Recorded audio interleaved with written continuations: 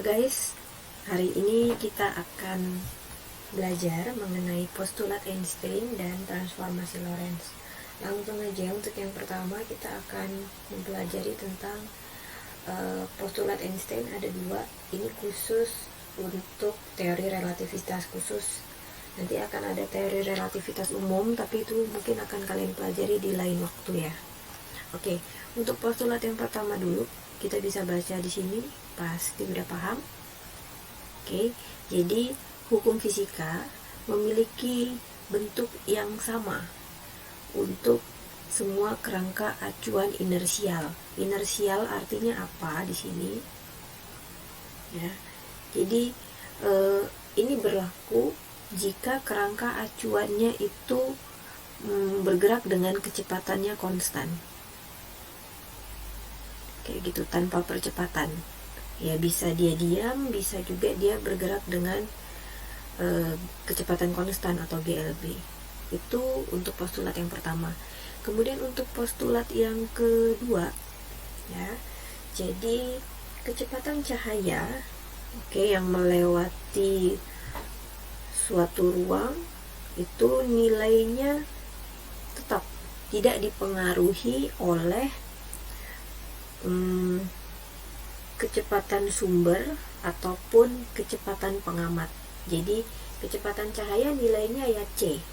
Dimana kemarin kita pernah sempat bahas bahwa kecepatan cahaya itu nilainya adalah 3 kali 10 pangkat 8 meter per second ya. Jadi di ruang vakum ya, nilai kecepatannya ya segitu.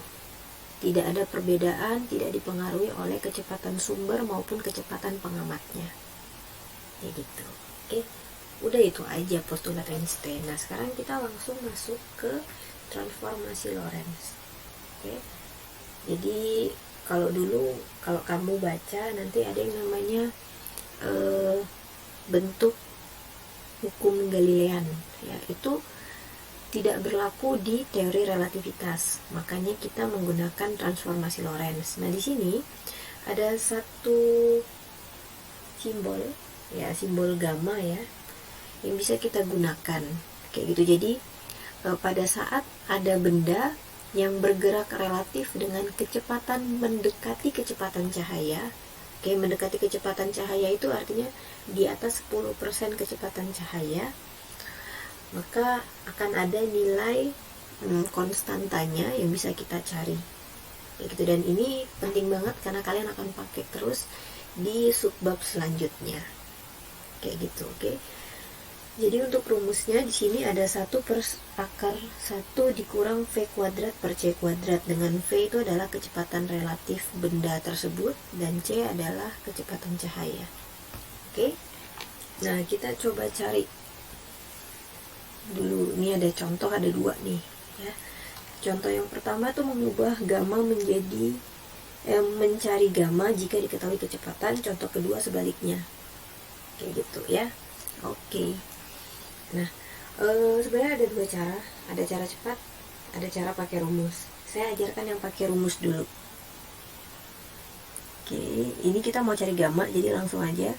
Gamma itu sama dengan 1 per, ya kita pakai rumus yang ada di samping ya. 1 dikurang V kuadrat, jadi langsung masukin 0,6 C dikuadratin per C kuadrat gitu. Kemudian ini kita tulis lagi, kita hitung. Akar dari 1 min, ini kan jadinya 0,36 C kuadrat per C kuadrat ya. Nah, kemudian ini C kuadratnya kita coret kayak gitu, sehingga menyisakan 1 per akar dari 1 min 1 min 0,36. Langsung dihitung aja ya.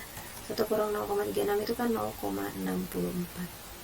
Nah, yang di bawah kita akarin jadinya 1 per 0,8. Nah, ini kalau kita buat menjadi bentuk pecahan yang sederhana ya, kamu boleh buat dulu deh 10 per 8 atau 5 per 4 kayak gitu. Jadi gamanya adalah 5 per 4. Ini kalau pakai rumus. Nah, sekarang saya ajarkan cara cepatnya. di atas ini ya, cara cepat kayak gitu. Jadi yang perlu teman-teman ingat adalah begini. Oke, kita masih menggunakan hubungan dari sisi-sisi, perbandingan sisi pada segitiga siku-siku atau Pitagoras ya. Nah, jadi begini. Kan kita di sini akan mengenal dua ya. Ada V dan ada gamma. Oke. Nah, bagi V, bagi V nanti penyebutnya itu adalah sisi miring dari segitiga. Sedangkan bagi gamma, pembilangnya itu adalah sisi miring bagi segitiga. Contohnya gimana sih maksudnya? Jadi gini, kita langsung ambil contoh aja nih. Di sini kan diketahui ya, kalau V-nya itu sama dengan 0,6 C. Oke, kita ambil angkanya aja dan buat dalam bentuk pecahan. Oke, ini kan berarti jadinya 6/10, 3/5. Oke, nah dari sini kan kita tahu bagi V penyebutnya itu adalah sisi miring di segitiga siku-siku, maka di sini 5. Kayak gitu. Oke, nah kemudian kan berarti di sini kayak random aja gitu ya. Kalau di sini 3, ya berarti kan ini adalah salah satu sisi tegaknya. Jadi di sini 3. Gitu, atau pakai warna hijau ya, biar seragam. Nah, ini kan triple Pitagoras. Karena di sini siku-siku 3, 4, 5. Kayak gitu. Lalu bagaimana cara mencari gamanya? Ya, sama. Gamma tulisin dulu. Nah, kamu lihat di sini bagi gamma, pembilang itu adalah sisi miringnya. Maka sisi miringnya kan tadi 5, kamu taruh di atas kayak gini. Per sisi yang belum dipakai. Sisi tegak yang belum dipakai. Kalau tadi kan 3 udah dipakai ya. Yang belum kan 4, maka sisanya 5/4. So, kalau kamu bandingin ya pakai cara cepat sama pakai rumus, jawabannya sama kayak gitu. Jadi syaratnya adalah kamu harus tahu bentuk-bentuk triple Pitagoras angkanya tuh kombinasi berapa aja sih. Tapi kalau misalnya memang angkanya jelek, ya udah pakai rumus aja. Tapi kalau misalnya ada angka-angka khusus, ya kamu tahulah harus ngapain kayak gitu. Oke. Nah, sekarang kita langsung coba contoh kedua. Tapi di sini saya nggak coba pakai rumus. Nanti kalau pakai rumus kamu boleh coba sendiri. Di sini saya coba langsung pakai cara cepat ya. Jadi di sini kan dibalik nih. Yang diketahui itu adalah, oh ya ini salah ya. Kalau gamma tuh nggak ada C-nya. Nah, gitu. Oke, cara cepat. Jadi langsung. Ini kan kita tahu nih kalau gamma itu sama dengan 2. Ingat, buatlah dalam bentuk pecahan. Ya, 2 itu kan berarti 2/1. Oke. Kalau butuh bantuan boleh gambarin segitiganya. Waduh, jelek ya. Oke. Saya buat yang agak rapi. Nah, kayak gitu. Jadi deh.